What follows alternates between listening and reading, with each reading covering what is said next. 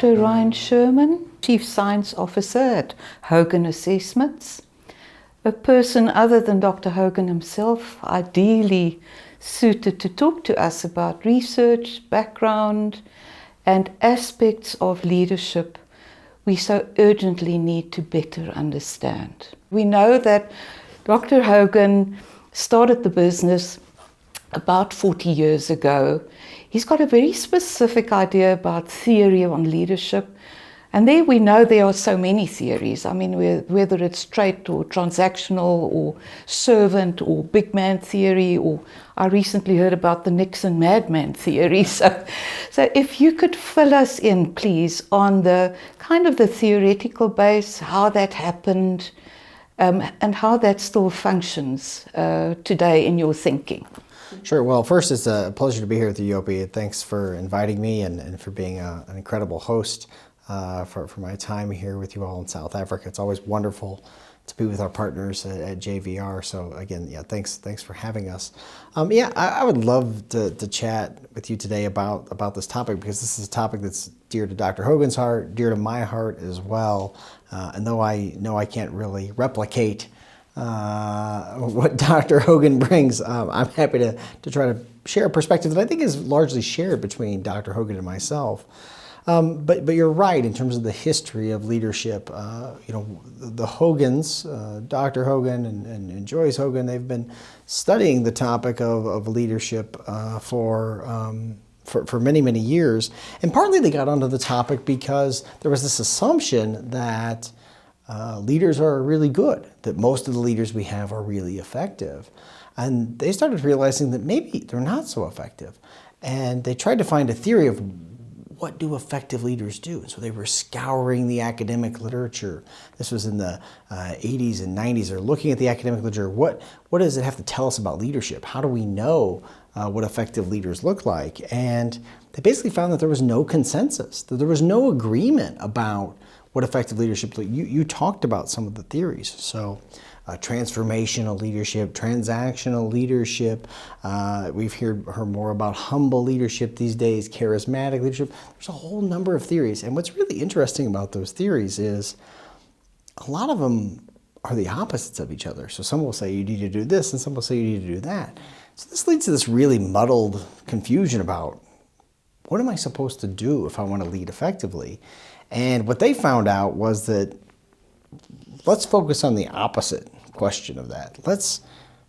If there's no agreement about what good leadership looks like, let's look at the other end. Let's look at bad leadership. Let's look at ineffective leadership. Maybe there's something to learn there. And that's when they started discovering that there were these patterns of behavior that would show up among ineffective leaders that you could readily quantify with a personality assessment. And that was really their kickoff into leadership, was saying, maybe we can't tell you what effective leaders do, but we can point out all the ways that leaders go wrong. And in fact, that's really the foundation for the HDS, the Hogan Development Survey, was all about identifying these 11 different ways that leaders derail, that they create ineffective management styles, and that they hurt their own careers, but also their teams and their organizations. Dr. Hogan specifically, in your work that you're doing at Hogan, it must translate into actual value, utility for practitioners out there. So if you can talk about the science, the way in which the theory was translated into useful information. Well, we have a joke, I won't say who it is, but Dr. Hogan talks about someone who he was close with in his life at some point. I won't say who it was, but he refers to this person as a theoretical gardener. Meanwhile, he was outside doing all the gardening. What we see in the academic literature today is a lot of what we call theoretical leadership, right? So theoretically, they're telling you this is what leadership should be like, but very few people have actually led anything. And there is a big difference between leading in theory or leading in based on what data might tell you, and leading in practice. But it's really about the combination of those two things. One of the problems that we see, and I mean, you have this amazing library here with many books, and I go to libraries all the time and like to look at the leadership section to see what they are. And what you see there is oftentimes these sort of biographies, these leadership biographies this is how I was successful, right? It's some former CEO, some ex-military person. This is what leadership is all about. And in most cases, it's pretty inarguable that they were successful. Everybody would go, yeah, they were successful. So we pretty much take at face value what they have to say. But what's often missed in that sort of biography story about what effective leadership looks like is that the situation that they had to lead in is often really circumscribed. It's a very narrow set of circumstances, and they led their team or they led their organization through some trying time, and they were successful at that. But there's no guarantee that the strategies they used to be successful there would be successful in the next organization. And that's the assumption that they're making, that because I had these experiences in this organization and was successful, that means I know how to lead in any organization, and these are the key things that you need. And what we're finding is that just simply isn't true, that in fact, leaders who have that sort of one-track approach to leadership, this is what leadership is, this is what leadership is all about, actually end up struggling, particularly when circumstances change. More than ever, we certainly need leaders who can adapt to that volatility. One of the theories that we have sort of been partial to in recent years is this theory of versatile leadership, which is sort of about the ability to do two things that are the opposites at the same time. And it's really challenging, actually, if you think about it. So, one opposite would be being a strategic leader versus being operational. And it turns out that the really effective leaders can do both those at the same time, right? Through the same set of behaviors. Or how about holding someone accountable for performance, but also really caring about them and showing them that you like them and enjoy being around. That's really difficult. Most leaders can do one, but they can't do both at the same time. And these really effective leaders can do both. And we've got a whole bunch of research suggesting that people learn this through experience, through trial and error. They learn what doesn't work. But what's unfortunate about these sort of biographies is they don't have that sort of experience. They just have that one little narrow experience. And unfortunately, consumers gobble it up and decide this is what leadership is all about. Dr. Hogan used socioanalytic theory in formulating his model. Subsequent to that, he also took the step of starting to develop these questionnaires to be able to identify aspects of leadership that could either be detrimental or managed or needs to be dealt with, known before you employ a leader. So if you could talk a little bit about the wide variety of research that you've done over the years at Hogan in double checking or working with the nuanced elements of leadership. Yeah.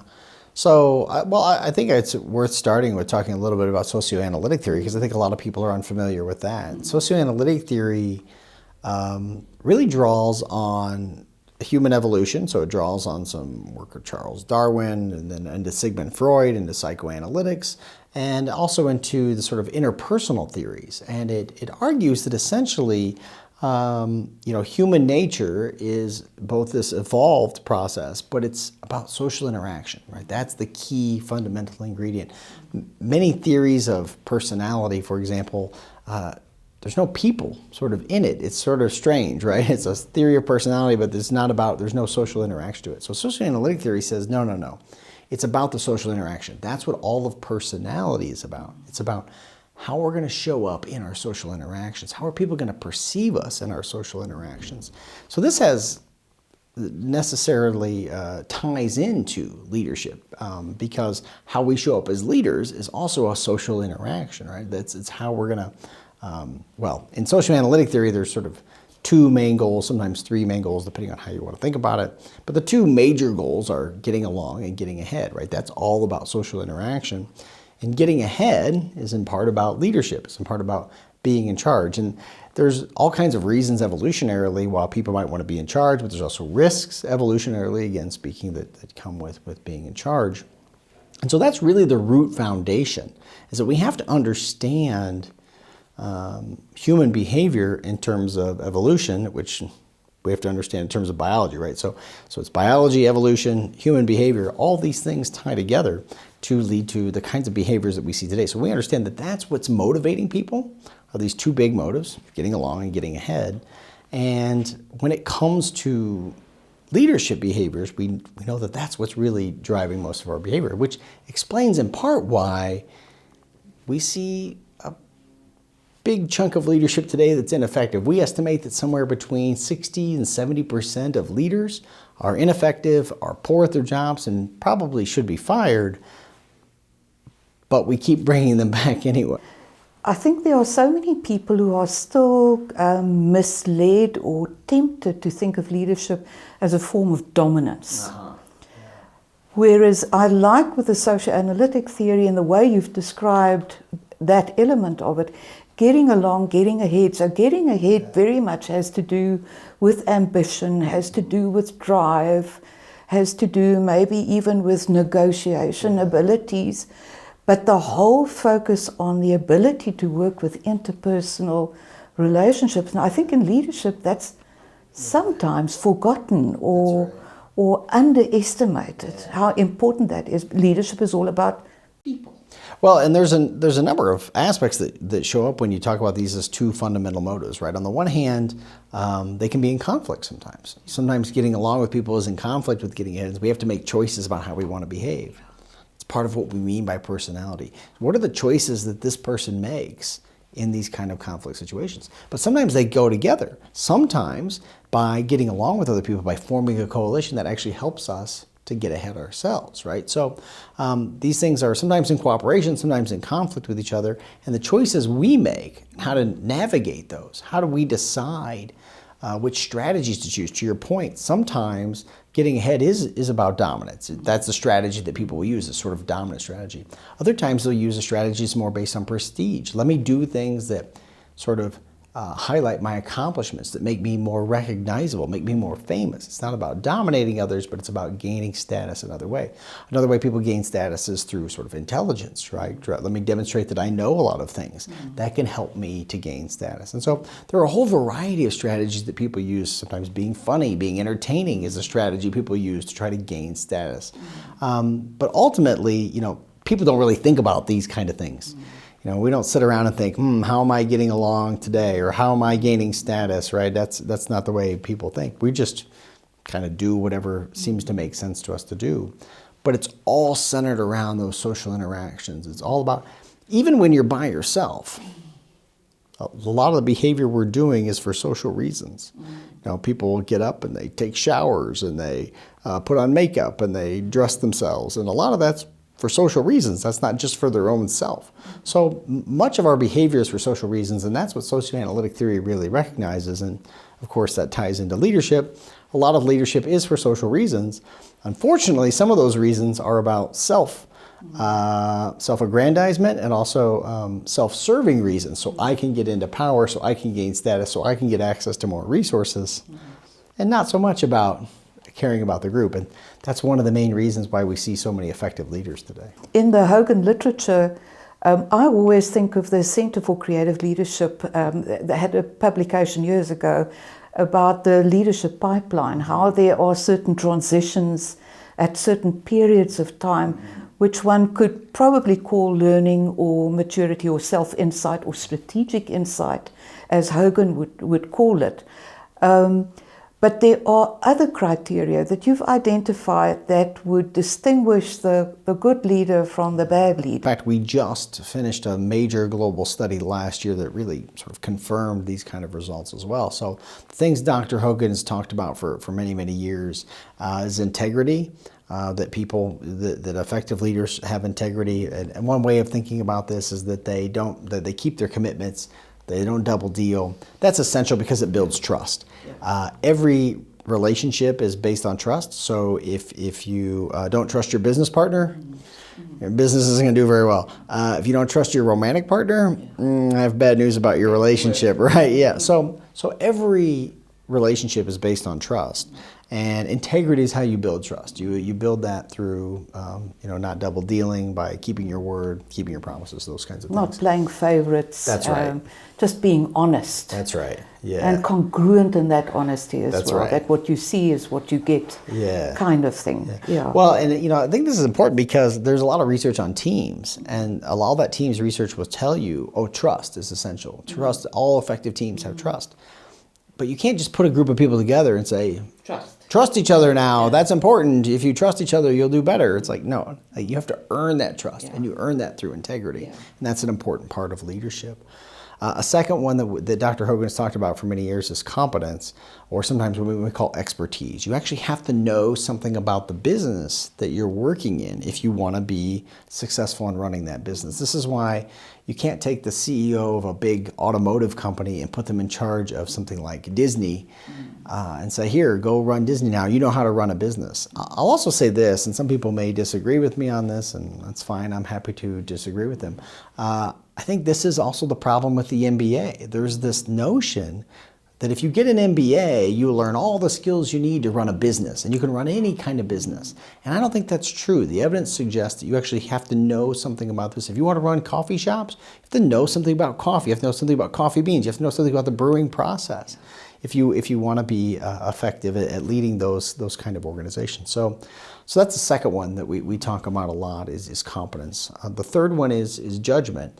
And it's sort of trivial to say, well, you have to have good judgment. It's like, well, okay, that's an easy one to say. But what we mean by good judgment is a little bit more complicated than that. We mean you have to make a quality decision in a reasonable amount of time given the amount of information available. So we know in the business world, about half of the decisions are going to be wrong. Like we have to make decisions all the time. We don't have perfect information, so sometimes we're going to make the wrong decision. The question is, are you making a reasonable decision within a reasonable amount of time, and then evaluating that decision-making process? Let me start with that first part. By a reasonable decision, we mean, are you taking the information that's available and deciding what to do with that in a reasonable way, making some sort of rational decision? And are you doing it, and it's really important here, a reasonable amount of time, not too quickly, not too rashly, not too impulsively, but also not too slowly, right? So in Hogan, one of our assessments, the HDS measures a scale called cautious, which really reflects this tendency to want to make decisions too slowly, right? So it's very important that for when we talk about judgment, we mean, are you making these decisions in a reasonable amount of time? But the most important part of that, I think, is actually what you do after the decision is made, is that post-decision making process. Have you evaluated that process afterwards? If you made a bad decision, did you go back and correct it? Were you willing to say, hey, we made a bad decision here? Many leaders are not. Many leaders have their ego tied up in certain decisions they make. I will bet you many a manager has hired a person and realized pretty quickly they made the bad decision, but stuck with them anyway because chose them. They're the person who chose them. And if it's somebody else had chosen them, they would have had no problem letting them go. So part of it is that we get our own egos tied up in the decision we make. We want to be right. We don't want to be wrong. And so it's hard to admit that we're wrong. But the most effective leaders are willing to admit they're wrong, willing to admit they made a mistake, willing to reevaluate that process and to improve it going forward. Would it also imply being open to feedback, being prepared to learn? Would it also imply an element of humility about being able to say sorry? Yeah, 100%. All of those things. Yeah, 100%, which is really interesting because, again, a few years ago, there was this topic, charismatic leadership. That's what people wanted, was charisma. That's very important for leadership. And I'll come back to charisma in a second because there are some important aspects of it. But we're finding that actually humility is much more important, right? That willingness to take feedback, that willingness to learn from mistakes is more important in a lot of leadership, in terms of leadership effectiveness. And by the way, we didn't talk about this, but at Hogan, we define leadership effectiveness as the ability to build and maintain a high-performing team. And I think that's pretty different from the way most people talk about leadership. Most people think, leadership, that's just about being in charge, right? Well, that's one part of leadership. We call that leadership emergence. That's the ability to get yourself into a leadership position. which is very different from leading effectively. Which brings me to the fourth sort of aspect of what people want, what creates engagement among teams, what do people look for in effective leaders, and that is a vision about the future. People want to know, what's the big picture, where's this thing going, what's happening, why are we involved in this, what's my purpose here, right? They want to have that. And it turns out people who are charismatic are really good at selling people on a vision. And it turns out that we as humans fall in love with vision. We over-index on vision when we select leaders. And so we have a tendency to prefer leaders who are charismatic. We have a tendency to prefer leaders who promise us amazing results. And even if they're not realistic, we just go, oh yeah, that sounds great. I want that, right? Everybody remembers the student council president who said free drinks. We'll give everybody free beverages, or the vending machines with the snacks will be free if I'm student, right? So, and our political leaders today make these kind of promises as well. Leaders of businesses make these kind of promises too, because that's very popular. It creates this vision of things that people want to have. If it's not grounded in reality, which unfortunately too often it isn't, that's when we end up with these ineffective leaders. Because even though vision is important, right? We need to have a vision if we want to be an effective leader. We, as humans, when we're choosing leaders, tend to over-index on vision, and we forget about integrity. We forget about competence. We forget about judgment. So maybe the vision, what is so attractive about that is the seeming confidence. And I can imagine in as turbulent an environment as we have been in recently, are in and will be in, with all of the technology and the global warming and migration and all the other real things happening in the world, I can imagine that a person who seems to be so confident and excited about the single answer that they have or the vision that they have could really bring a sense of, even if it's false, security to people. Yeah. I think it was actually Jack Welch. I think I'll probably get the quote not exactly right, but it's pretty close. I think he said leadership, 90% of leadership is about confidence, which tells you a lot about Jack Welch and his leadership style, that it was all about, can I sell people on this message? Can I display the kind of confidence that people want to see? And part of the reason we want to see that is because that creates this sort of calmness, right? Particularly if people are anxious and nervous about the future. Someone who's confident, they can come across as calm under pressure, cool and collected. And go, oh, and it turns out that's important for leadership effectiveness. You want people who are like that. But again, you can be misled. Can we measure this? Or how do we, if this is so core to leadership, is it just an observation or in reference checking? But your thoughts in terms of measuring that? Yeah.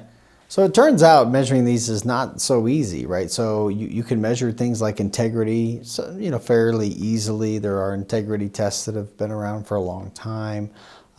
There's actually this amazing researcher, I won't remember her name, at Harvard University. She's actually in the accounting department, who stumbled upon personality accidentally, doing these amazing things of integrity. It was essentially, she was working in fraud and auditing and studying audits and how do you catch people who are frauds and those kind of things. And what she started doing was finding out that these leaders of organizations that were more likely to commit fraud were doing other things like getting speeding tickets, getting other traffic violations, getting parking tickets, other little minor things that they were doing. They would violate other little rules like no smoking signs, and they would smoke there. Anyway, these little tiny things that they were doing, they were more likely to violate some of the big rules too, which I thought was really fascinating. But some of these other ones are harder to measure, right?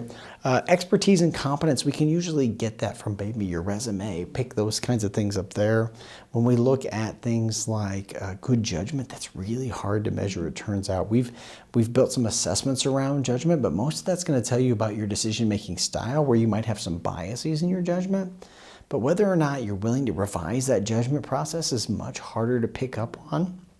And then, of course, vision, we can measure that kind of stuff with some charisma. We have some ways in our high potential model, for example, to pick up these kind of charismatic tendencies. So there are ways to measure, but you really have to come at it from multiple angles, I think. I don't think there's just like one, this is your overall leadership of effectiveness measure. So I think that's the best way to go about measuring it. And then another question that people often ask me is about developing those kinds of things. And that can be done too, but like most things, it takes work, right? So you can't just say, well, I want to be more visionary. I want to have a better vision, so I'm going to do it. It really takes a lot of practice. So part of the problem with our personalities is that we've been practicing them our whole lives.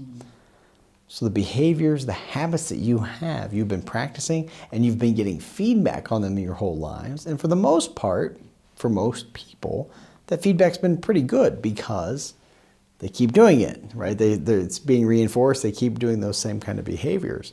And so it's really hard to change our behavior because we've been doing that for so long. Think about it like a golf swing or a tennis stroke. If you've been practicing one way for a really long time, how long do you need to practice in a different way to change your stroke? Now, a tennis instructor might say, well, if you've been playing for, if you've got 1,000 hours playing with this kind of a stroke, to change your stroke, you've got to put another 1,000 hours into the new stroke. Think about that with your personality. How long have you been practicing your personality? How long have you been practicing the sort of behavioral repertoire that you use your whole life? So it really takes a concerted effort. Typically people will bring in coaches and other people to give them feedback so that they can try to continue to improve over a long period of time. And the reality is most people aren't willing to put in that effort. But those who are willing to put in that effort can improve on these things like integrity and expertise. Of course, we can improve our expertise by reading, learning. And in fact, you said something earlier that reminds me that we find in our data that the best leaders are the best learners. The ones who are continuously wanting to grow, continuously wanting to learn, end up being the most effective leaders. When you measure personality, you don't do that only in terms of self-report, but you do that in determining the reputation of that individual. So it's the perception, going back to the theory that it's based on as well, it's a social thing. What do people see? If you can talk to that, please. Sure, yeah, to your point, that's one of the things that socioanalytic theory talks about when it talks about personality. There's sort of two ways to think about personality. The first way is your identity, who you say you are, and the second part is your reputation, who everybody else says you are. Yeah. And our argument is that your reputation is by far more important. I remember when I was a little kid, my teacher had a big sign up on the wall, and it said something like, what other people think of you is not important. The most important thing is what you think of you. And that's a nice message, but it turns out like what other people think of you is really critical. And so when it comes to creating our reputations, part of that is through the different behavior that we use. But when it comes to the assessment side of things, how do we assess reputation? There's a lot of people who get confused about this. They think that you assess reputation through 60 assessments. And that's true. You can use a 360 assessment and assess reputation, and they're great. Dr. Hogan and I would both say, yeah, that's the best assessment method there is. That's right. That's the best assessment method there is a 360 assessment. So why don't we advocate for 360 assessments all the time? Well, they're really long, they're time consuming, they're expensive, they're hard to do. Imagine trying to hire someone for a job and you want to do a 360, how is that going to work, right? It's just operationally not doable.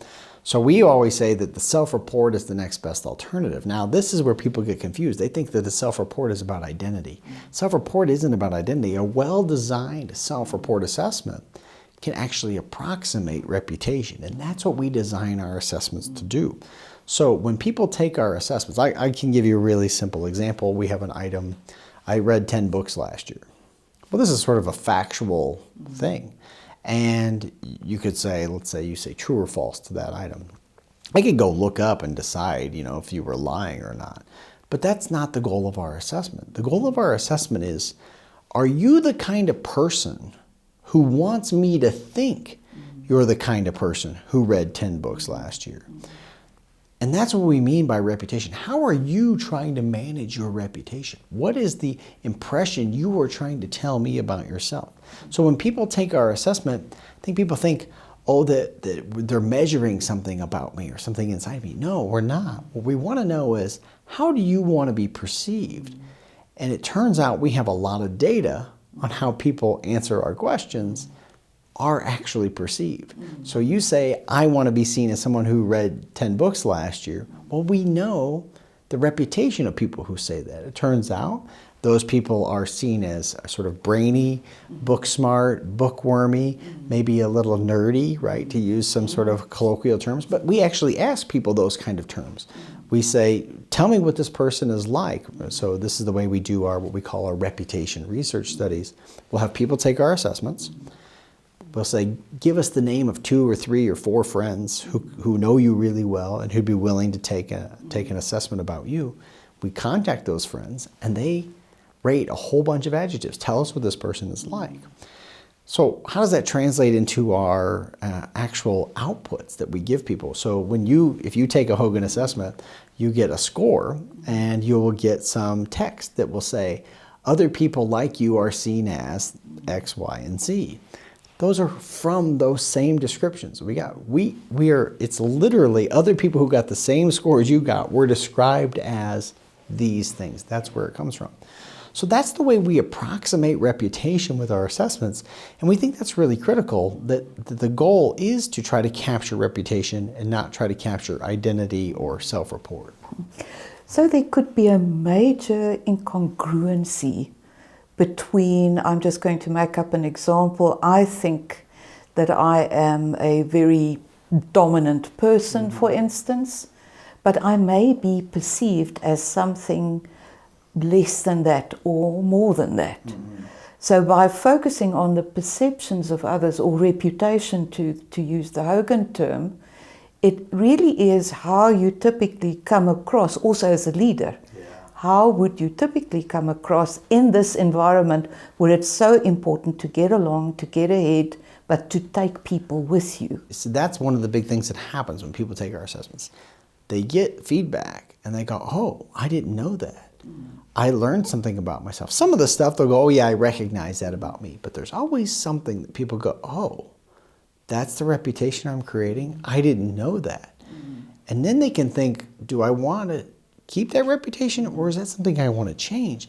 And that's really the first step to change in our behavior and our reputation, is understanding how are we perceived, and then thinking, if I don't want to be perceived that way, what are the behaviors I need to change that perception? I think it's really critical when it comes to developing leaders. Do people ever get the feedback and say to you, this cannot be, I disagree with that, it's not true? That's pretty rare, although sometimes it does happen for 1 or 2 scales. Someone will say, mostly people say, yeah, this did capture me. But every now and then someone will say, no, that's not me, there's some, but then you go ask the people who know them.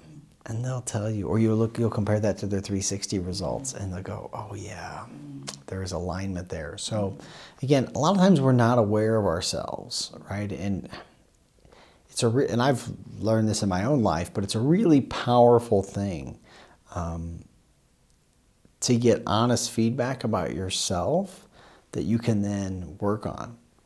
But the hardest part is accepting it. The hardest part is not just to get that feedback, but to accept it. And because of our own egos, we have this tendency to, like ourselves, we have this tendency to reject feedback that we don't like, to say that that's biased, to say that that feedback is unfair, that these people are just out to get me or mean or something like that. But if you can get some realistic feedback and accept it, that's really a wonderful path forward. And it also goes back to the psychometric integrity of the questionnaires you use.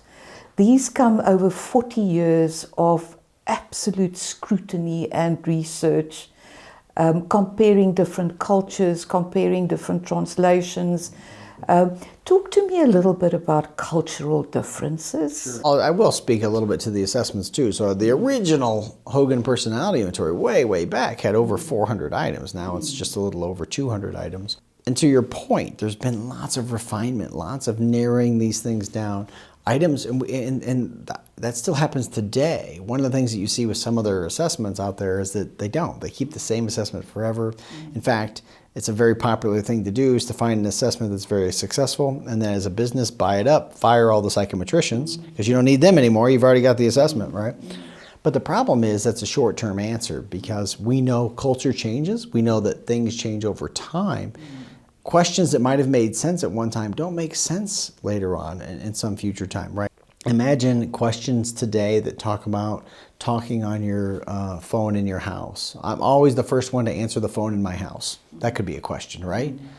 I think for a lot of people today that doesn't make any sense. What do you mean the phone in my house? Most people have a phone in their pocket, right? So those kinds of questions change over, and you have to always be ready to adapt and try to, But to that point, we also have to adapt to different cultures. We have to adapt to different languages. And this is a really challenging process. I'm really proud to say, 2 years ago now at SIOP, the big Society for Industrial Organizational Psychologists in the United States, Hogan, a couple of people on our team, won an award for the best poster out of thousands of presentations on this. They won an award for the best one, and it was on our translation process.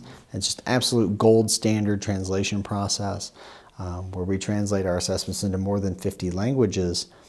And part of that translation process has to recognize these cultural differences. So what we do is we work with local psychologists in those regions to help us not just translate, because Google can translate word for word. We need to translate the psychological meaning of the items and capture that in those local terms, and then translate that into those languages. Then we back translate, and then the most important part is we collect data in both languages, and we check psychometrically. Are these items working the same way? Are they working the same way in both languages? And if they are, then we keep those items and they stick around. But when it comes to sort of, okay, now we've done all of that work, what about cultural differences? Are there actual differences between countries or nations or languages? For the most part, we don't really see very big cultural differences. If you look at things like average scores on the HPI or average scores on the HTS, most of those are pretty trivial. They wouldn't have any real influence on making a selection decision, for example. But there are a few that sort of stand out, and it's sort of interesting. For example, Japan really stands out as a very different culture in terms of its the scores on the assessments. They score much lower on ambition, for example. And in those cases, what we actually recommend is, if you're only local in Japan, you should probably use a local norm because it's going to feel more accurate. But if you're global and you're international, you need to think about what that means. What are the implications for this? What is this leadership style? How is it going to be different from the leadership style of other kinds of leaders? And that's important to know. But it does seem like that's a true difference there, which is interesting. So then people go, well, is this an Asian thing? And it turns out, no, it's not. In fact, we find there are as many differences inside Asia as there are across, that they are as different or as similar to each other as, say, the UK and South Africa, right? So you would think, oh, but aren't those all Asian, so shouldn't there be some similarity? And the answer is not really, actually. There's nothing about that suggests similarity.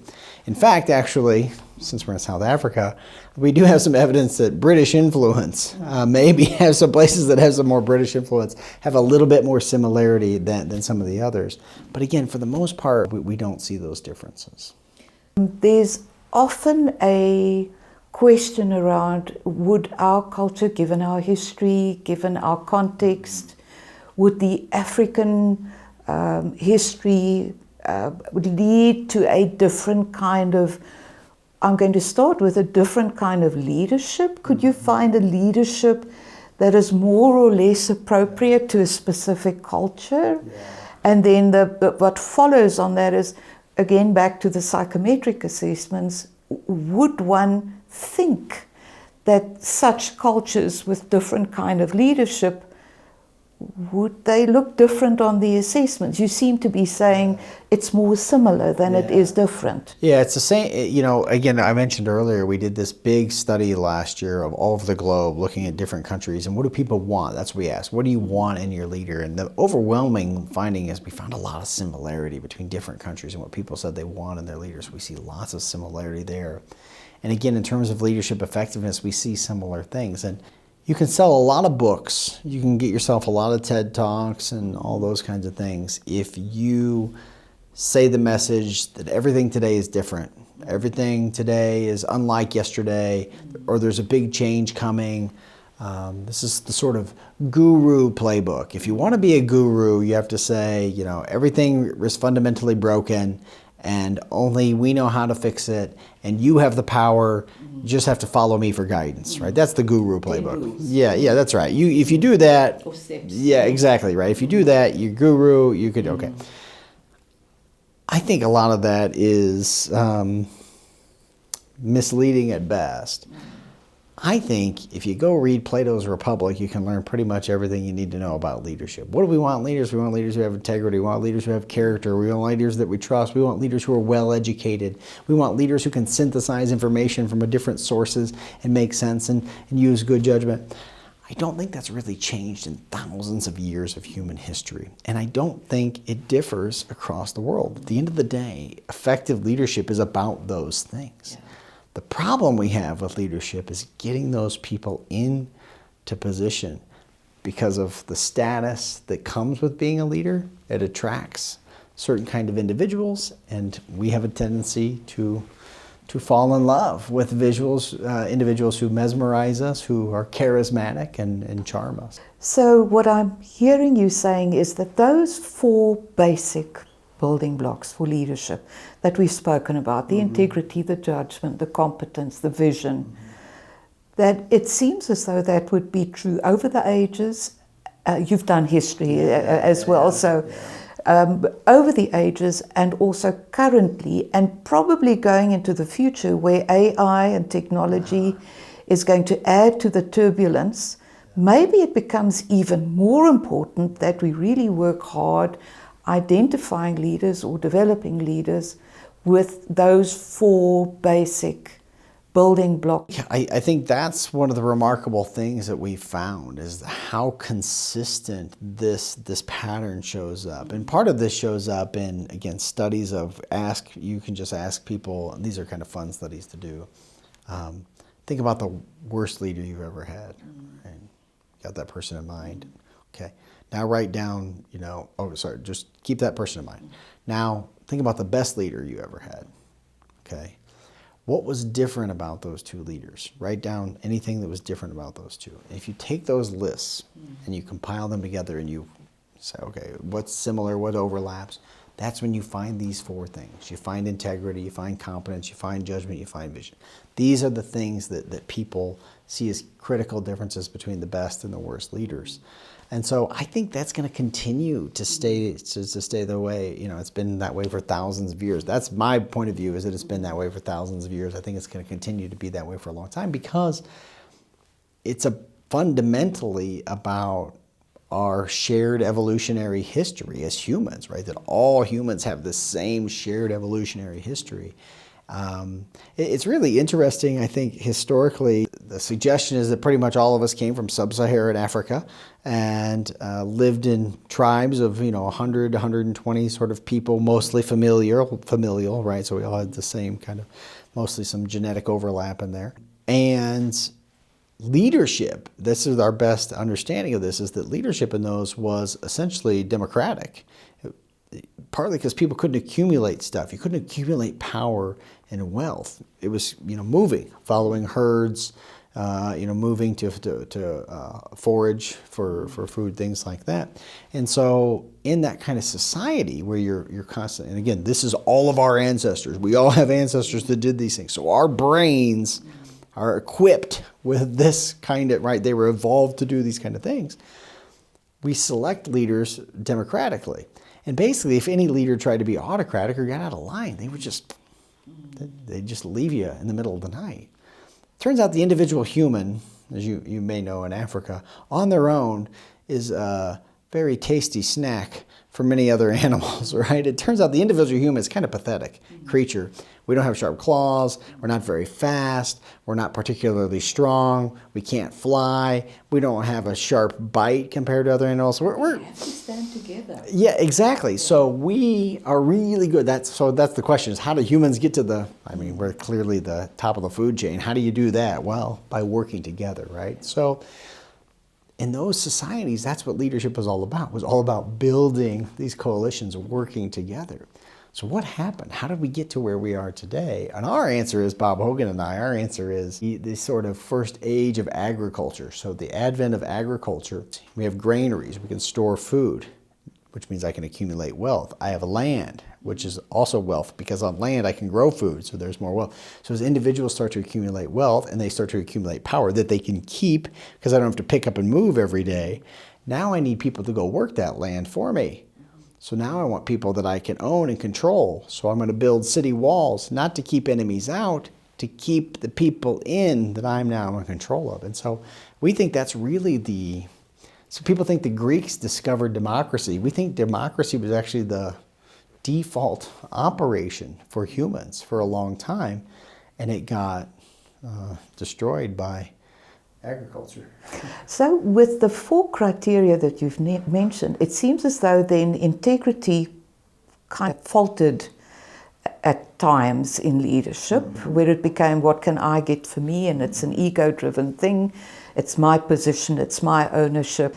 Why do people follow leaders like that? Assuming those leaders maybe are strong on vision, but bad on integrity, and maybe not competent, and bad judgment at times. So why do you think people follow the mad, bad, sad, destructive leaders? One of the realities for being a human, as we talked about, is you are born into a group. You don't have a choice. The only choice you might have is you can leave the group, but you have to go find another group. You're not going to survive on your own. So we all have to belong to groups to some capacity. So you have to pick your group. What group am I going to belong to? And that group always has, all groups, as soon as groups get together, hierarchies start to form. Immediately happens, right? Hierarchies start to form. So they all have some hierarchy, and there's somebody at the top, and oftentimes those people at the top, to your point, are sad, mad, and bad. So why do you follow them? Well, one answer is, well, there's actually a famous Lenny Bruce quote, a comedian, who said, you know, leadership is like breath. It's better to have bad leadership than none at all. Sometimes it's a choice between one bad set of leaders or another. I don't know about elections in this country, but elections in the country that I'm from, it often feels like you don't really have great choices in who you're picking to be your leaders. So I think that's part of it, is that you feel like you don't really have a great choice in who can be the leader. Part of it is the leaders have a tendency to accumulate power, accumulate wealth. Sometimes, Bob Hogan and I will talk about this, and the question is, well, who's the government? The answer is the people with the guns. So who's in charge? Those people over there. So I think that's part of the answer, is that we often feel we have to take the leaders that we get. But Ryne, you were quoting in a presentation this morning, you were quoting that bad, sad leaders, mad leaders, can cause death. The number one cause of death is disease, illness, right? And so the number one cause of disease or illness, one of the leading causes, Google will differ on this, but sometimes it's the leading cause, is stress. The number one cause of stress, one's immediate supervisor. There's a real argument to be made that our leaders are sometimes leading us to our own deaths through the kinds of things they do. So more than 50% of leaders are causing a lot of stress, a lot of disengagement among their teams. If you look at engagement numbers globally, Gallup does great engagement surveys all the time. The numbers really haven't changed in 30 years. So there's all this information about leadership. There's all these books about leadership, how to be more effective, but we're not improving. And I think it's partly because of our process for choosing leaders and then developing the leaders that we have. So we don't have much of a choice when you talk about political leadership. Right. I mean, that is a process of hopefully an election or a way in which political leaders... They give you the illusion of choice, though, so that helps. But I think in terms of organizations and selecting the right people for leadership positions, that is something we may have a little bit more impact on. Yeah. And you make the distinction between emergent and effective leadership. Maybe just explain what you mean with that. Yeah, so emergent leaders are those who show up with a certain set of qualities that are good at getting themselves promoted. There's great studies on this. Fred Luthans and his colleagues did a great study of managers, like 450 plus managers, and they measured all kinds of things about them, and they followed them around and watched what they did, and then they found that there were two groups of successful ones. One group that got promoted very quickly, and one group that teams were performing at a really high level. And there wasn't much overlap. Most managers were either in one group or the other. And they said, well, what did this first group of managers do? How did they spend their time? And the answer was they spent their time networking, they spent their time politicking, they spent their time managing up. And these people were quickly promoted to the next role. The other managers spent their time with their teams, working with their teams, helping their teams build for success. And they were unlikely to be promoted, even though they were far more effective. So we often miss that. And you say, well, how can we do that? Why is it that we do this? And part of it is for political reasons. Sometimes we pick people that match with our own personal agendas, and so we choose those people. Again, the people who are managing up tend to be better at doing those kinds of things. But I will also say we work with many private equity firms, and one of the big tasks of a private equity firm is to decide, when they've just acquired a company, is to decide who stays, who goes. And who do we want to bring in if certain people go? And this is a case where you can actually see assessments being put to really practical use, where they can go, okay, these are the leaders we need to round this team out. These are the leaders we need to be more effective in the future. And that's a real opportunity to use assessments to hire effective leaders. In most cases where people aren't using assessments, they just go with their gut. They go with what they feel. Well, there's a lot of research that suggests our gut and our feeling isn't very good. The divorce rate, I don't know about in South Africa, but in the United States it's around 50%, which says we get it wrong about half the time. About 90% of people think they're an above average driver. People intuitively think they can judge people really well, but it turns out there's not much skill to that. Something like an assessment can help. So would you say one needs to be skeptical? Let's say I'm in an HR human resources position. Would one specifically look for those leaders that are efficient?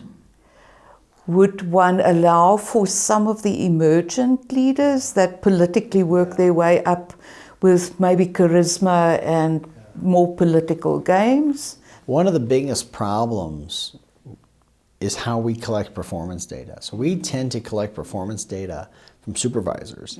And so if we're looking for the next crop of leaders, you look at who the supervisors think is really good. And usually supervisors think somebody's really good if they do what they say.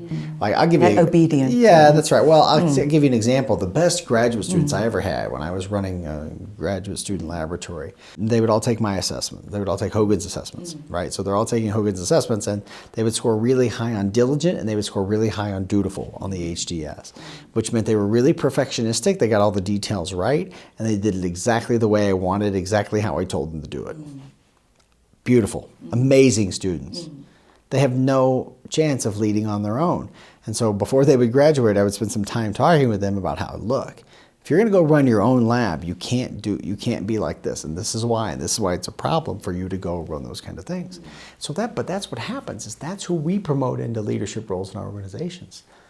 But they're not ready to lead. They're not prepared to lead. They don't have the skill set to lead. They have the skill set to follow, but we like them, and so we put them into those roles. So that's one reason.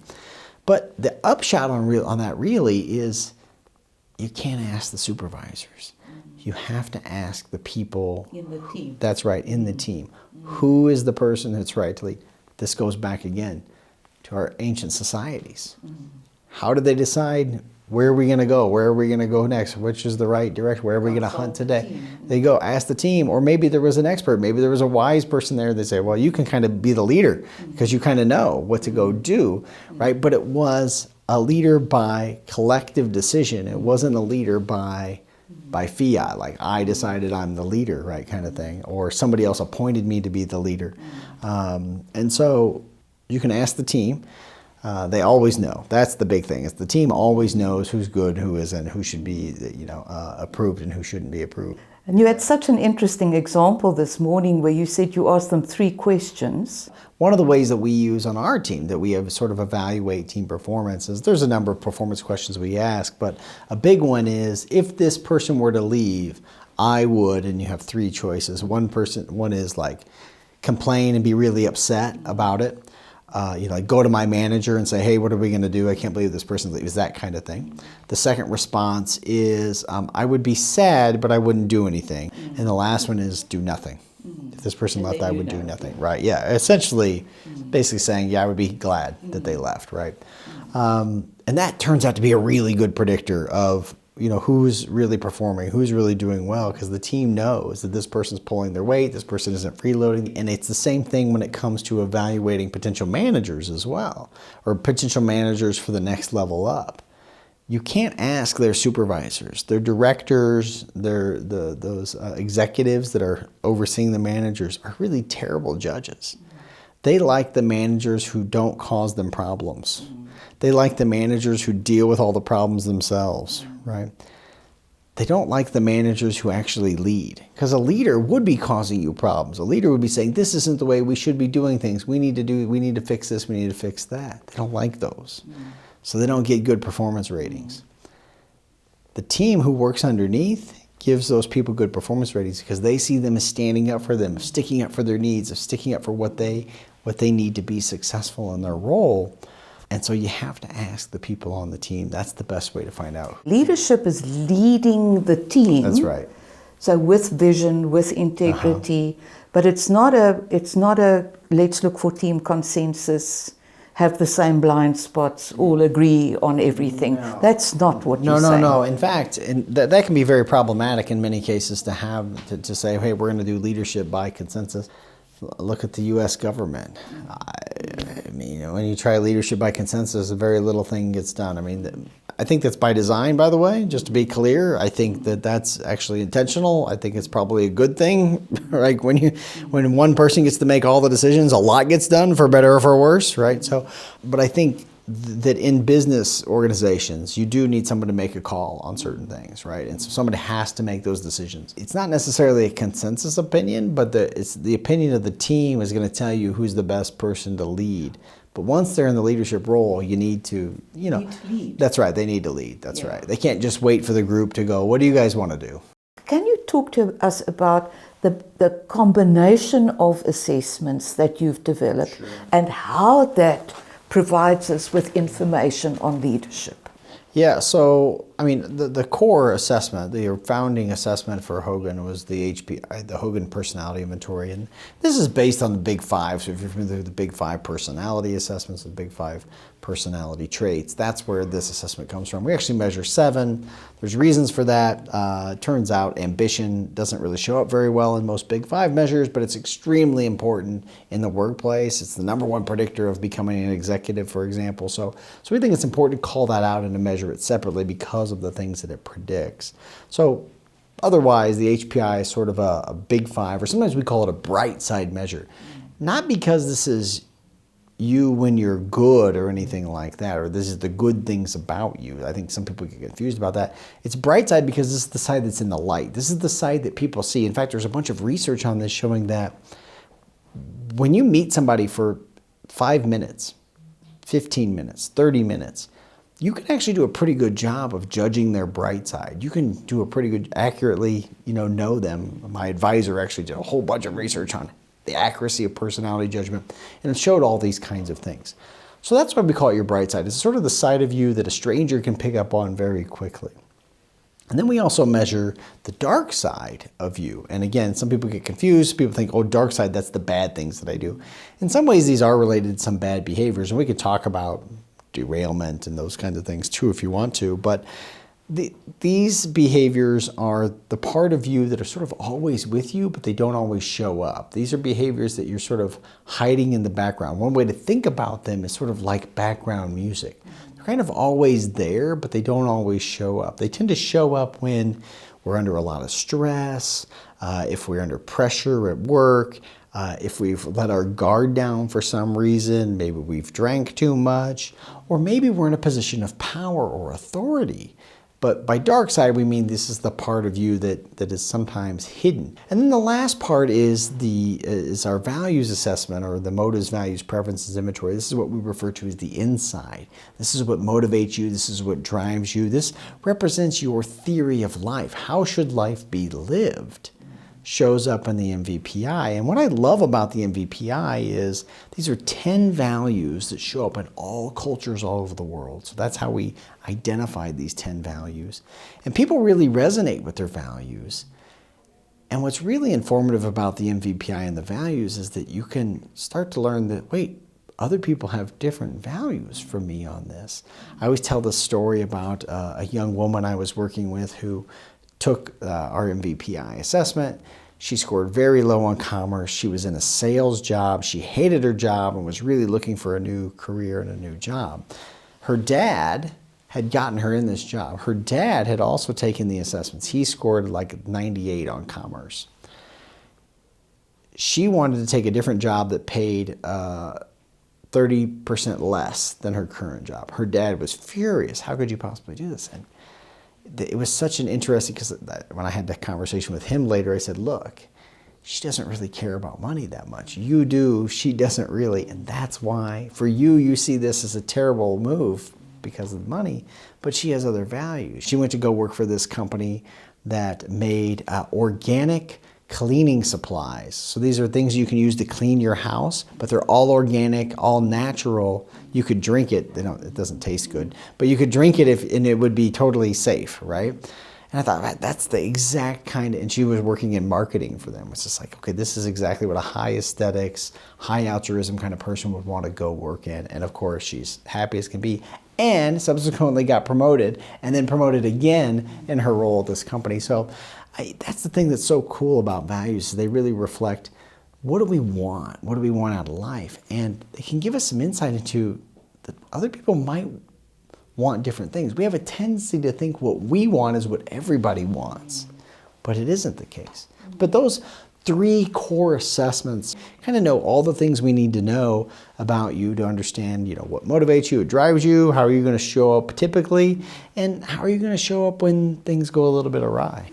That is an immensely valuable aspect of the Hogan assessments. From an individual point of view, as you've explained, but also from a team perspective, it is incredibly interesting when you describe the Hogan team as being high on altruism and high on science. Because when you then select a leader, I'm sure you can look for fit. When we work with organizations, one of the critical questions is leadership change, right? When we're changing leaders, what kind of leader do we want? Do we want to hire for fit, or do we want to hire for change? Because sometimes when they're hiring a new leader, it's because they want things to change. And values are what drive culture. The values of leaders drive the organizational culture, and organizational culture is just really critical for success. I mean, the Peter Drucker line was always, culture is more critical than your strategy. And so the values of your leader drive your culture. So you have to ask yourself, do I want to hire somebody who's going to keep the culture the same? Or do I want to hire somebody who's going to change the culture? And what I recommend to people is, you need to think about the core values of your company. What are the core values that make your company go? So you used Hogan as an example. Hogan, one of our core values is science. We need to hire people who value science, but other values we can have more flexibility on. If we say, hey, we need to make more brand awareness, right? We need to build that. Maybe you go hire somebody who's high on recognition too, to say this is somebody who's going to help us drive brand awareness, but they also have that high science value as well. But maybe you say, well, we need to do more public outreach. We need to be connecting with more people and helping more people. So now we hire somebody who's high altruism. So figure out what your core values are. Don't compromise on those.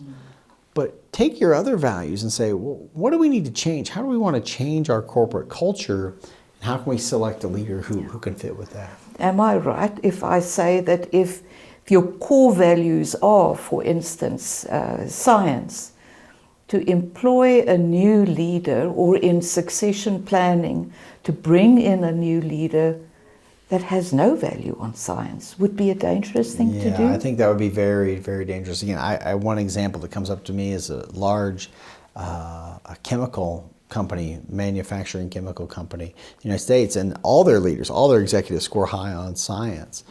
I could even imagine just bringing in a leader to that executive team who didn't score high on science. It would be really difficult for them to fit in. And what you actually run the risk of when you do that is what we might call organ rejection, where the organization will say, hey, you don't fit, and they push this person out. And you see that every now and then. Every now and then a company will hire a leader, and they'll bring that leader in, and that leader just clearly doesn't fit that organization's values. And it just it starts bad, and it just never gets going. And sometimes it can be a year or two before they finally part ways. Often CEOs are hired to solve circumscribed problems. So the CEO is hired for a short-term problem. We want you to come in and fix this problem, and as soon as that problem's fixed, they go, geez, the CEO doesn't work anymore. And this is why I think it's so important to hire leaders who have these versatile capabilities, because they can adapt to new problems, whereas leaders who are really good at solving one problem can go solve that problem over and over again, but as soon as they're faced with new challenges, they try to use the same solutions to new problems, and it just doesn't work. So one of the things that I know you mentioned is the importance of being learning orientated, and it sounds as though that's what you implied. That's right. So it's part learning approach, but it's mostly about what we find, and this is a quote I'm stealing from somebody else, but is that there's no comfort in the learning zone, and there's no learning in the comfort zone. So by putting yourself in other positions, by challenging yourself to do things, that's when people become more effective leaders, because they go, oh, geez, I tried this strategy that used to work for me, but it doesn't work here. We find that leaders who have been on international assignments tend to be more effective. We find that leaders who have led in different departments inside their company tend to be more effective. We find that leaders who have led different companies or been part of different companies tend to be more effective. And we think that's because of two factors. Number one, they've had different experiences, and that have challenged them. And number two, they have risen to the occasion. They have learned, oh, what I naturally want to do isn't the right thing to do here. I need to go against my typical tendencies, right? If I have a tendency to be overly innovative, but it's not going to work in this situation, I need to be more practical. They know how to dial it back at the right moments. And they've learned that through experience. And so what you can actually see with those leaders is fascinating. You can look at their Hogan profiles, and you find one set of scores, and you look at their 360 profiles. Again, these are the ones who've really seasoned, really experienced. And you go, wow, those don't look like the same person. And what they will tell you is, yeah, I work really hard at that.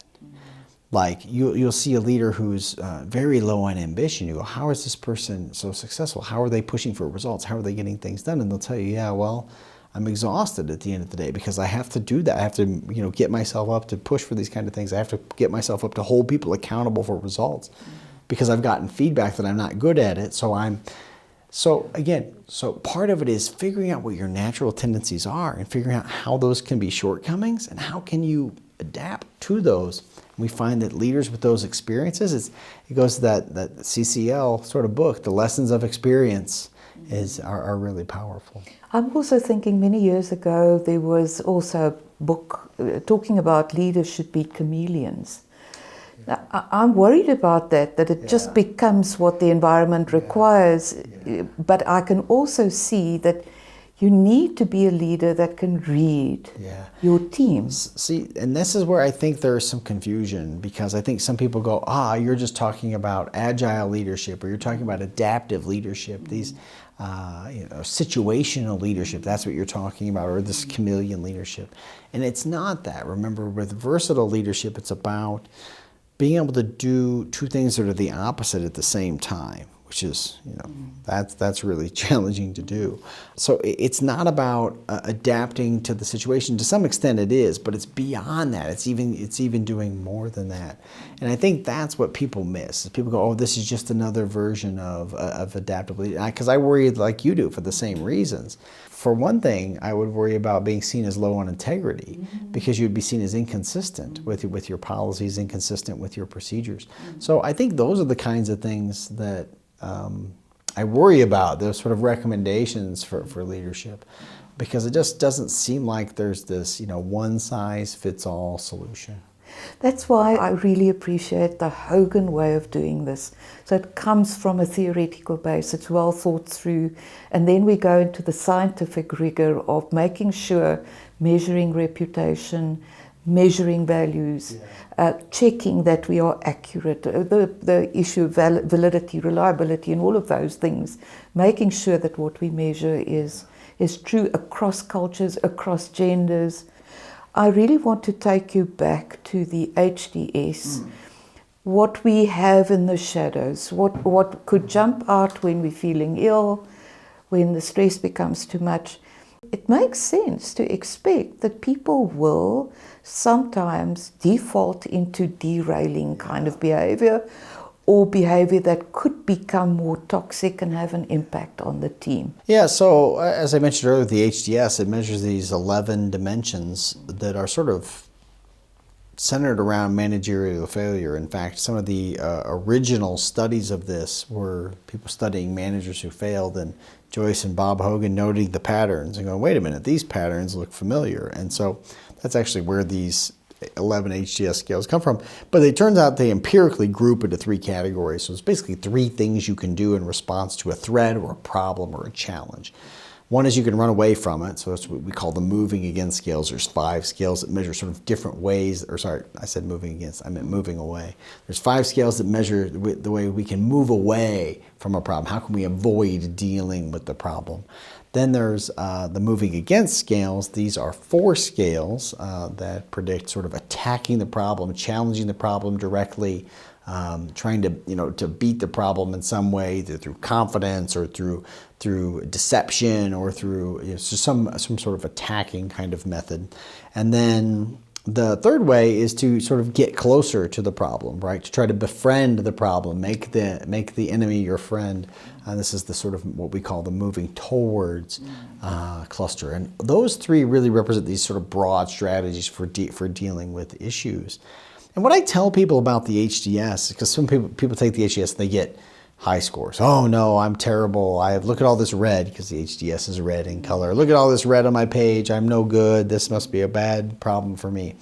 It's not a problem, really. In fact, the HDS sometimes are strengths in many capacities. So, for example, high diligent is actually positively correlated with performance among individual contributors.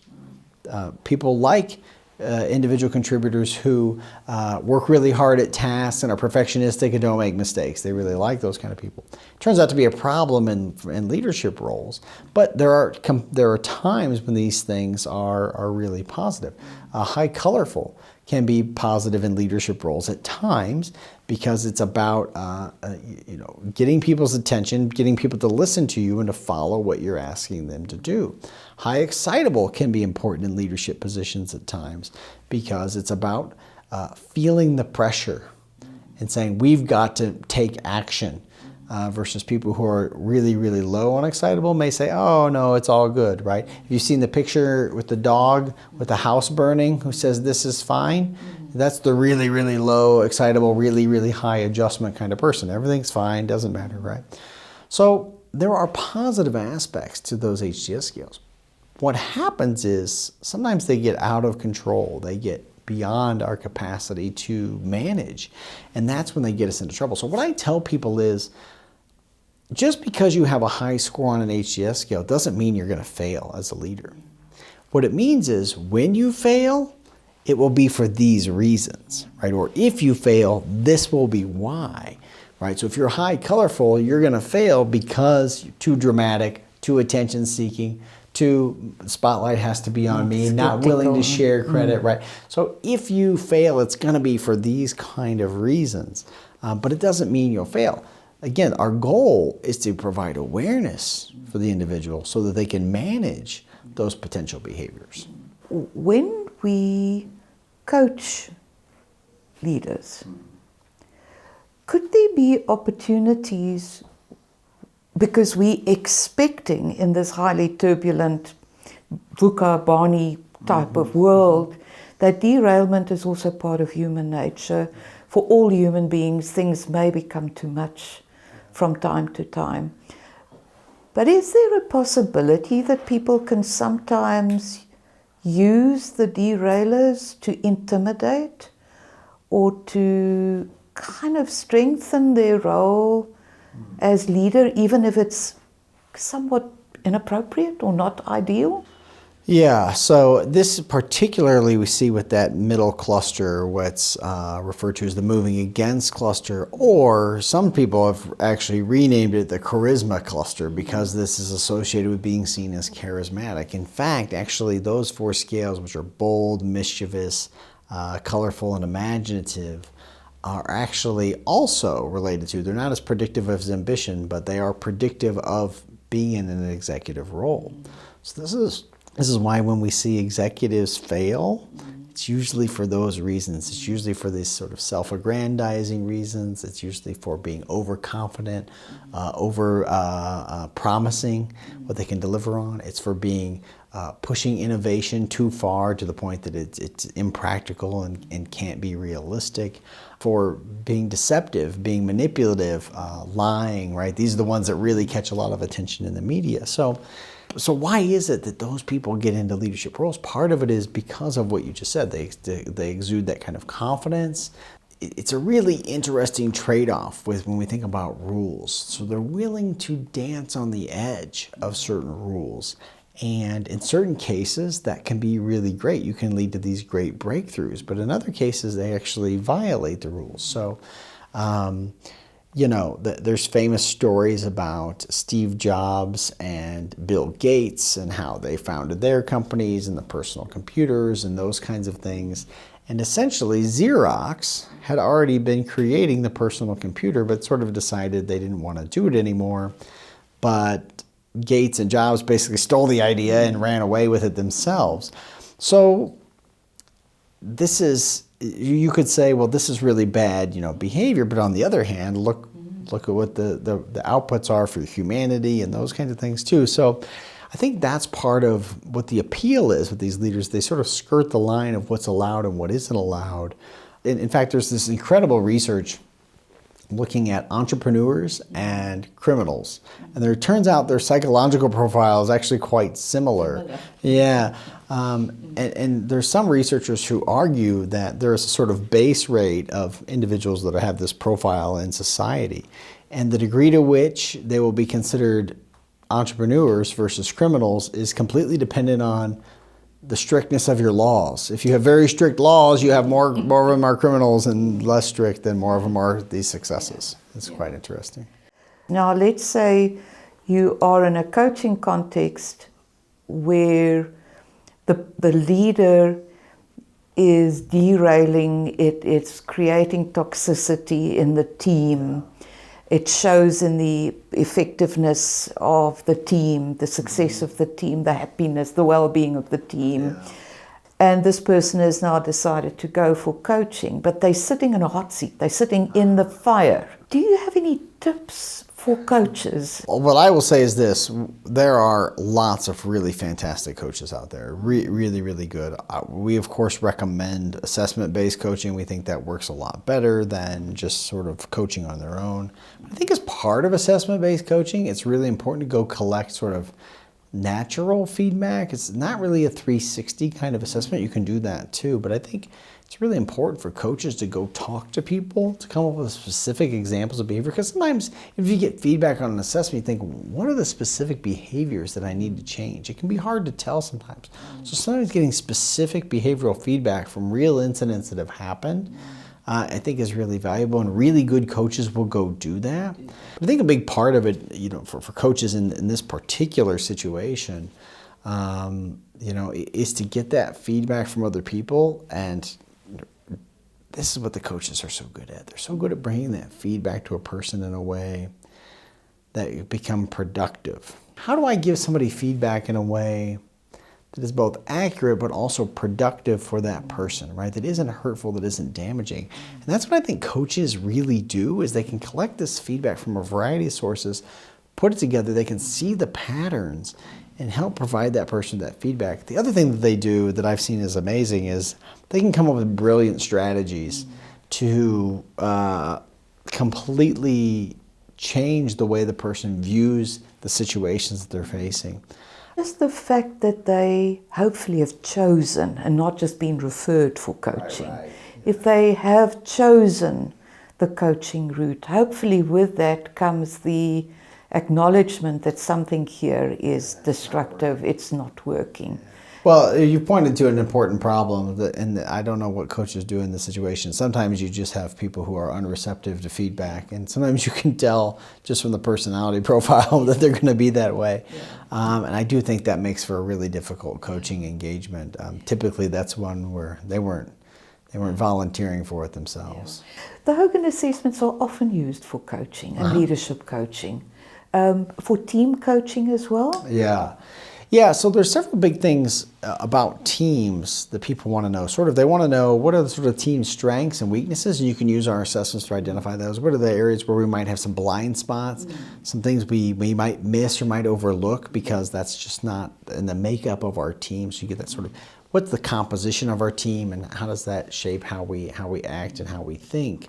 But ultimately, I think what people want to know about a team is what problems are we facing as a team and what should we do about it. And I think that's, again, where coaching can come in, at the team level coaching. There are exercises, there's activities, there are changes to your structure, how we set up our meetings, that you can get feedback on at the team level. And that can really improve a team a lot. I will say that a sizable amount of the time, it's often remove one team member. If the success of leadership is what you do with your team, it becomes very difficult if one or more of the team members are actually toxic. Yeah, we've done quite a bit of research on toxic workers. And it turns out that there's a sizable chunk of the working population that is toxic. And we distinguish between toxic versus incompetent. We're not the same thing. The way, actually, I kind of am glad we have these water glasses here. So one way to think about it is this glass is all the work that needs to be done today. Okay. If I have an incompetent worker, the incompetent worker doesn't fill the glass up enough. And so, you have to come and do, they couldn't get the job done, so you had to go fill. Okay, fine. But if I have a toxic workers are often quite competent. They can often fill this glass up. But the other thing that they do is sometimes they overfill the glass and it becomes a mess that somebody has to clean up on the table. Or they poke holes in your glass and now there's water spilling everywhere and they create some other mess that people have to clean up. And so that's, to me, the difference between a toxic worker versus an incompetent worker. An incompetent worker just can't quite get the work done. And toxic workers often get the work done, but cause so many other problems and so many other issues that somebody else has to deal with. And it turns out, other research that we didn't do at Hogan shows that you would need to hire 4 superstar workers, if you define superstar as being a top 5 percentile, to make up for 1 toxic worker, the cost that they add to your organization. So just a small percentage of the population is like $1 trillion cost on the global economy because of these kinds of behaviors. And so, what do you do? What do you do about toxic workers? And typically the answer is they need to go find a different line of work. Often by themselves, really. There are more jobs that can be done today in sort of a solo kind of role. And that's probably the best place for many of these folks, unless they want to change those kinds of behaviors. I always believe toxicity is highly contagious. So it must be a leadership responsibility. But just 1 or 2 thoughts as to why would team members become toxic, or could this be any possible reason? Yeah, there are a number of reasons. You're absolutely right that it is contagious, right? That sometimes just having one, it can. This is why, again, on that research where they looked at the cost of toxicity, it's so much higher than you might imagine because of all of the downstream effects that it has on your team, your organization, your engagement, your productivity. It's particularly true in certain places in the world where removing employees is very difficult. We work with some clients in Europe, in countries where it's incredibly difficult to remove poor performers or toxic employees, no matter what they do. And I mean, I remember working with one company, they were telling me their problem is they didn't have enough turnover. Most companies are worried about, we have so much turnover. They said, no, we have the opposite problem. We can't get anyone to turn over. We need some of these people to leave, and they won't leave. So yeah, I mean, that's what happens when we make that wrong selection decision. That's why selection decisions were so much more than I think people realize. How would you look for a potential toxic employee on the Hogan Assessments? What would you specifically be looking at?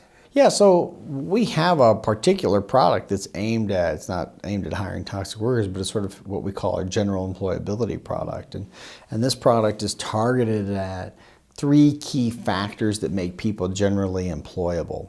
Let's see if I can remember them off the top of my head. So one is about your sort of people skills. Am I good with other people? Another one is a sort of work ethic. Do I work really hard? And then the other one is sort of learning skills. Can I pick up new information? Can I learn things really quickly? And so what you typically see with a toxic worker is somebody who really fails on all of those, right? They're sort of struggling in all those areas. They don't work very hard. They short shift their work. They're really difficult to get along with. They badmouth the company. But also there are great measures of counterproductive workplace behaviors, and I know you guys do some work with some folks who have some of these as well. This is another great way to assess for potential toxic workers, people who are, just really talking bad about the company. I'm hypothesizing that certain employees may turn toxic because they don't feel they fit. Part of it is, that's right. If our values don't fit with the organization, we do feel like there's this conflict there, and there can be a tendency to turn toxic partly because we're just not sure what to do. Yeah. I don't know how to react to this. This doesn't seem right. Something seems wrong, and so we might lash out in some kind of way as well. Yeah. So it's important that those values match with our organization too. I've got a last question that I'd like for you to talk about, and that is the role of AI. I know that Hogan is very open-minded, actively exploring the use of AI. If you can give us your perspectives in that regard. I think artificial intelligence, it affects many businesses. In the assessment business, it affects almost all of the assessment business. It affects the assessment business in several ways. The first part is on the item writing, assessment creation. AI tools, you can ask them to write you assessments, they'll write you assessments. Are those assessments any good? Hard to say. You need to collect data. You need to collect validity data to see if they can predict the outcomes that you care about. Bob Hogan once said to me, well, AI can't do validity, which was kind of a funny thing to say, but he's right, is that there's no validity to the assessments that they create. You have to go out and collect that data and demonstrate the validity that they have. But nonetheless, for researchers who are trying to say, you know what, we need a replacement for this item, we need one that's similar, that's one of the beauties of these AI tools, these large language models. They understand how different phrases are related to each other. Sort of in their deep neural networks, they understand that these things are related to each other in a certain way, so they can actually find a phrasing that might work better that you're looking for to actually replace items. So it's actually really useful for psychometricians, but you still ultimately, at the end of the day, have to collect that psychometric data to demonstrate that they work. But assessments are also AI is also affecting assessments in the terms of assessment taking. There's lots of concern about people using AI to take assessments. Particularly, we've seen this in the sort of cognitive ability testing or ability testing space, where AI tools perform really well on those kinds of tests. I think the only real solution there is some sort of proctoring kind of solution, and there are a whole number of companies that offer these kinds of things today. When we're looking at personality assessments, we don't really see evidence of people using these tools. We've built out some algorithms to, like, we've done a whole bunch of testing with these kind of AI tools to see how do they take our assessments. We've built out algorithms to test that. We tested millions of cases last year. We couldn't find a single case that flagged, the algorithm would have flagged that said, yeah, this person probably used AI to do it. I can also tell you that when you have AI take the assessments, it's not the profile that you think. Some people go, oh, this person scored at the 98th percentile or higher on all the HPI and their HDSs were low. That must mean they... No, actually, that's actually quite common. It's not an AI profile. Actually, AI profiles don't look like what you might think intuitively they're going to look like.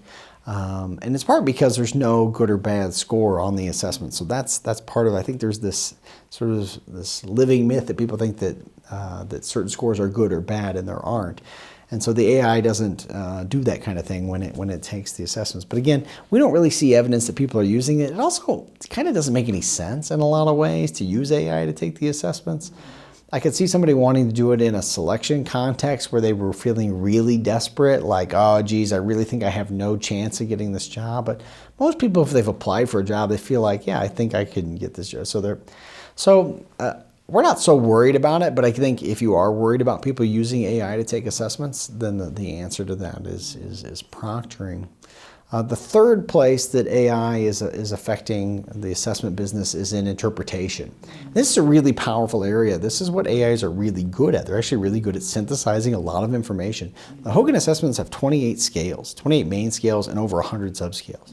That's a lot of information for even a human to process all at once. And our really good people who've used our assessments a lot, can do that really quickly and can identify key themes.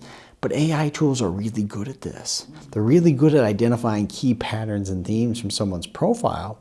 And we see this as being really helpful for consultants, particularly if you're a new consultant or you're newly certified.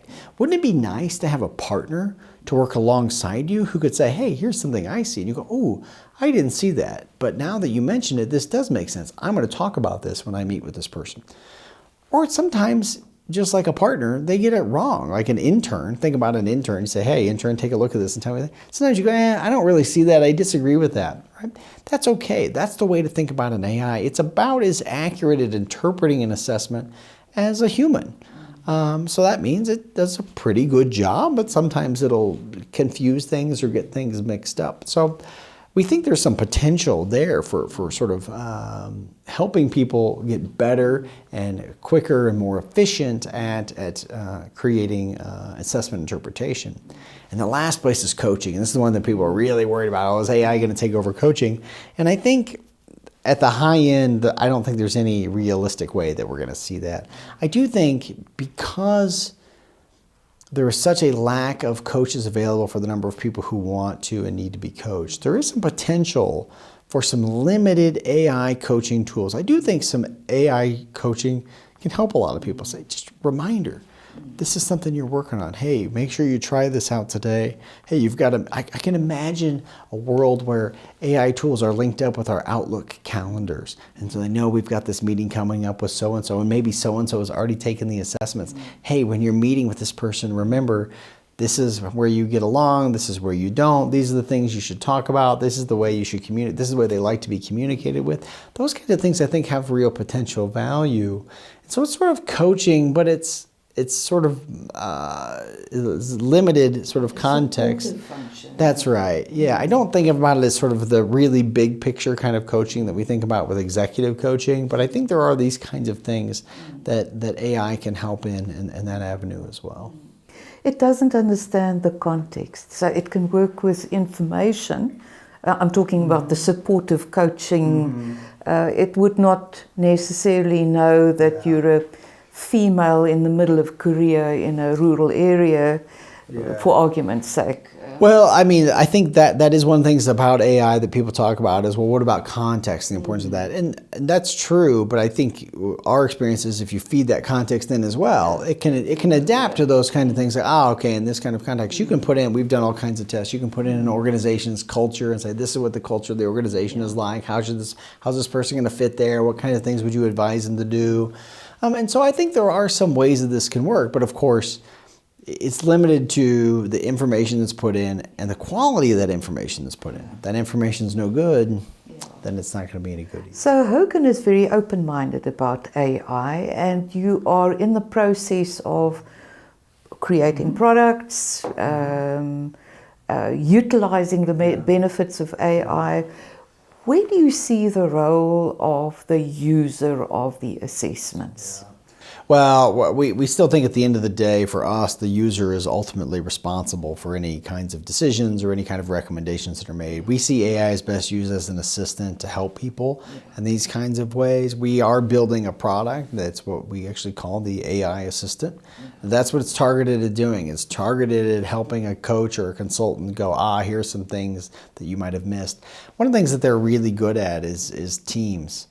Okay, so I mentioned 28 scales. Well, now I mentioned 28 scales times, okay, now how am I supposed to figure out what are the key themes that I'm seeing in this, which can be really difficult for a person to do, but AI tools this is what computers are really good at, is grabbing and seeing those kind of patterns that can be hard to see.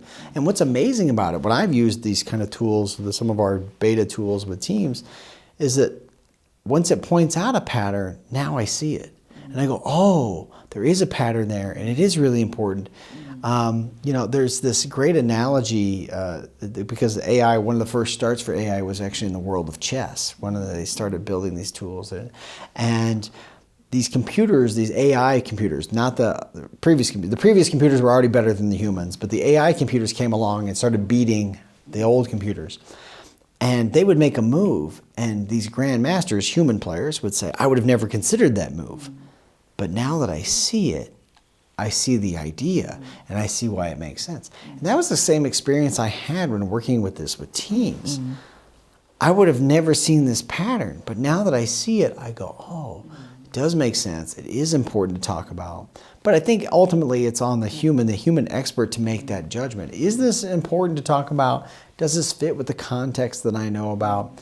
And to help to enhance our judgment. That's right. But also to be able to double check that it doesn't hallucinate and mislead us. But also to double check ourselves too. Again, that's why I think about it as this is just another opinion. It's just like getting another opinion to come in and weigh in. That's right. Yeah. One last thought about confidentiality of information. So GDPR, or we've got the same in the POPI Act. Just thoughts on that? Well, I think that's one of the biggest concerns with AI usage right now is, how is this going to fit with these kind of regulations? Some governments have done better jobs than others at defining artificial intelligence. I think that's one of the critical issues. Many places do a really poor job of defining it. I've seen some definitions of artificial intelligence that would basically classify Microsoft Excel as artificial intelligence. It's like, okay, well, good luck then, because this is just a calculator, right? And so, but with a really good definition of artificial intelligence, I think that we're in a really good place where we can understand how is this going to affect personnel decisions. I think ultimately, we are in a position right now where most places don't want to have an automated decision. This isn't really even an artificial intelligence thing. This has been going on for years, this discussion about automated decisions, automated resume readers. This is all before this AI stuff was happening. And so I think that's a big key, is we don't want to have this automated decision-making process. We want to have a human involved in evaluating things. But I will say, on the contrary, the history of human judgment of making personnel decisions is rife with bias as well. So I don't think we should be too quick to say, well, we don't want to throw out the computers. The computers can't make these decisions. We need a human to make it. Well, wait a minute. The humans haven't been so kind in making their decisions either. So I think there's this nice balance there, but I think it is important that whatever AI you're using has to meet with some regulatory standards. I know for GDPR, for example, you have to have audits. You have to have an audit trail and be able to track exactly how these decisions were made, what was part of the process. And I think that's just part and parcel with creating fairness. Thank you very much. I think we could have spoken about that for another half an hour. What a wonderful discussion. Thank you so very much also for your openness and sharing your insights and sharing your knowledge and your experience. And we're looking forward to many more years sharing the values of science and altruism to keep the standards high and to make a difference in the lives of people. So thank you very much for that. Well, thank you, and the feeling's completely mutual.